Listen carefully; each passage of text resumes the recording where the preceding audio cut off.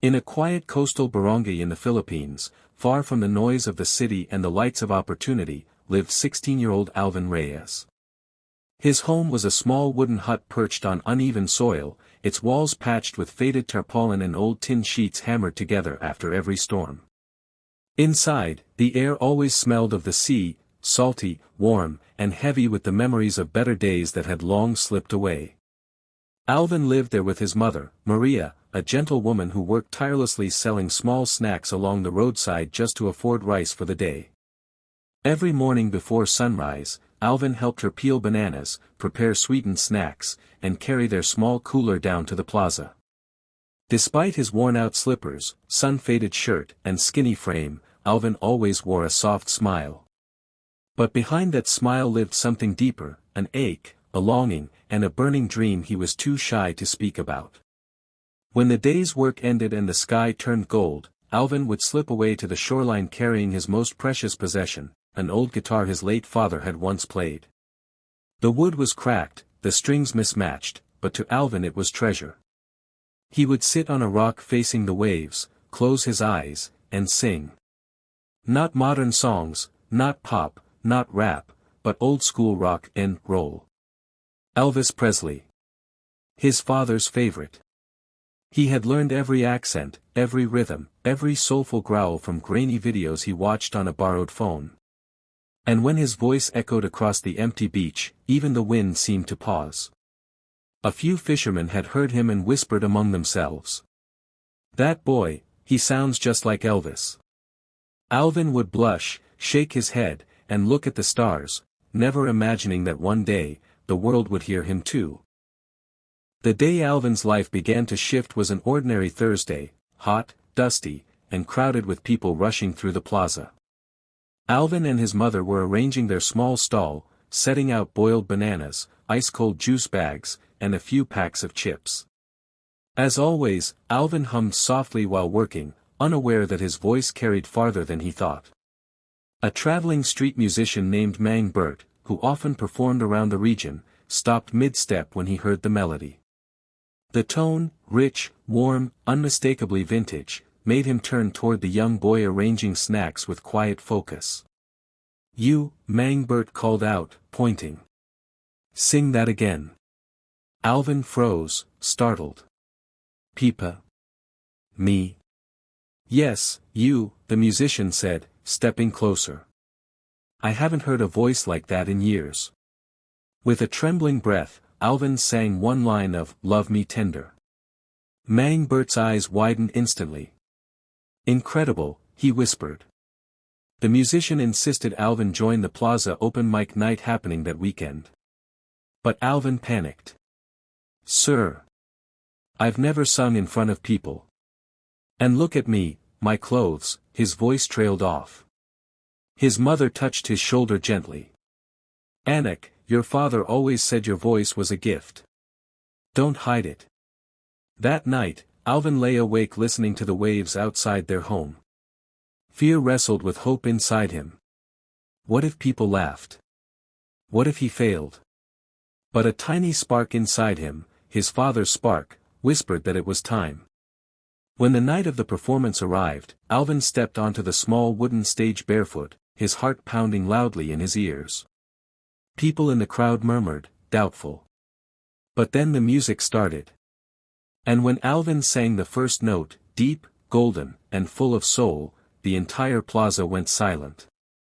History had begun. The morning after the open mic night, Alvin returned to the plaza with his mother, expecting life to continue as usual. But the moment they arrived, people turned, stared, and whispered excitedly. A group of teenagers rushed up to him. "Bro! Your video, millions of views. Everywhere. TikTok. YouTube. Facebook. You're viral." Alvin blinked, confused. He had never even owned a phone capable of uploading anything. The kids showed him the video, shaky, recorded from the crowd, but the audio was crystal clear. His voice exploded through the small screen like a forgotten echo of rock and roll royalty. Within hours, thousands of comments poured in. This Filipino boy sounds exactly like Elvis.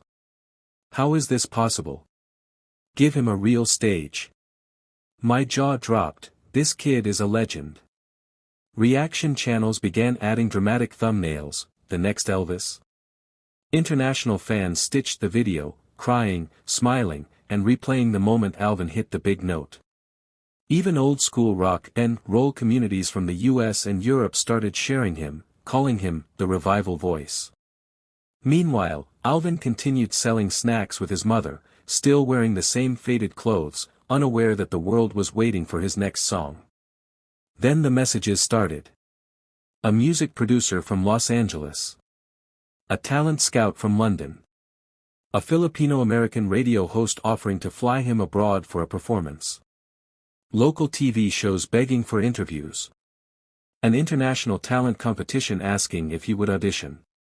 Alvin's mother held the phone with shaking hands, tears welling in her eyes. Anak, they all want you. But Alvin felt overwhelmed.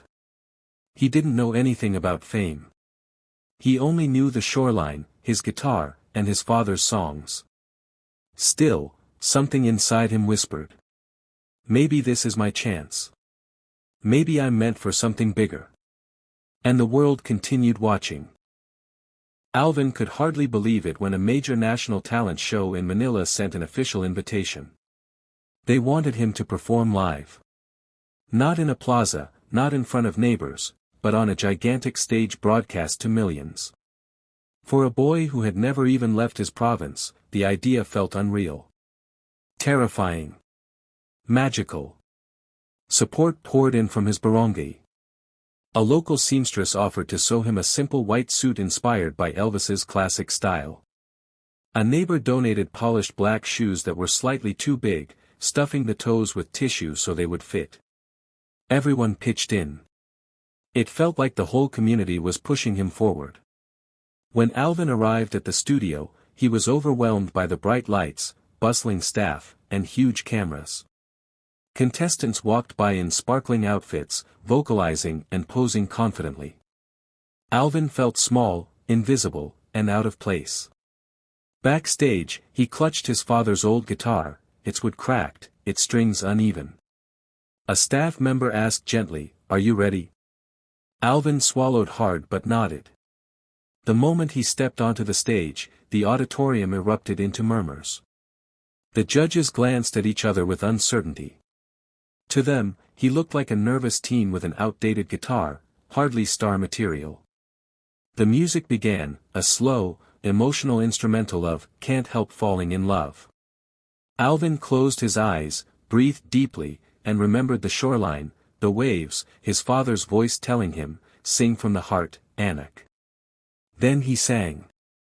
The first note, rich, velvet, haunting, shot through the hall like electricity. The audience went silent, eyes widening. Judges leaned forward. As Alvin continued, his voice soared effortlessly, blending tenderness and power in a way that felt almost impossible. By the final note, the entire crowd rose to their feet. One judge whispered into her mic, voice trembling.